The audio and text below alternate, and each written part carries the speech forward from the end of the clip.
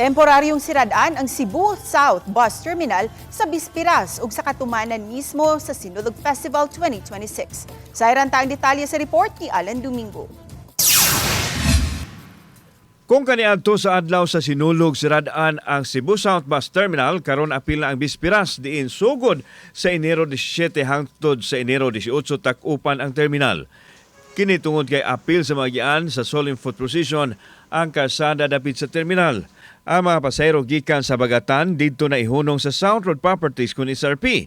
Hinuon adunay 40 ka mga bus ang kabalhinan sa mga pasahero nga mohunong dapit sa Plaza Independencia apan dili kini libre. Ang ato ang ruta sa ato ang solemn procession is from Basilica, Magallanes, Leon Kilat, Lapos nga dos may N. Bacalso, ACT, left turn sa N. Bacalso, right turn sa Virama, right turn sa B. Rodriguez, right turn Osmeña Boulevard back to Basilica.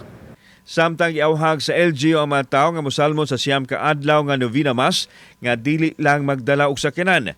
Mamahimo nilang ibilin ang masakyanan sa mga dagkong malls sa North Reclamation Area ug sa South Reclamation Area diin moabli na matud pa sayo sa buntag aron makaparking ang mga tao.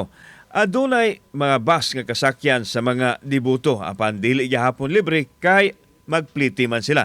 Hugot nga gidili ang pagparking haduol sa Basilica Minori del Santo Niño. I-park nila ang ilahang mga private cars ngadto sa mga malls, namely SM North, G Mall, Robinson's Galleria, SM Seaside.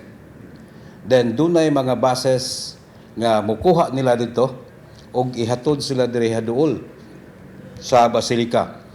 Kauban si Clover Lumayag, ako si Alan Domingo. Balitang Bisdak.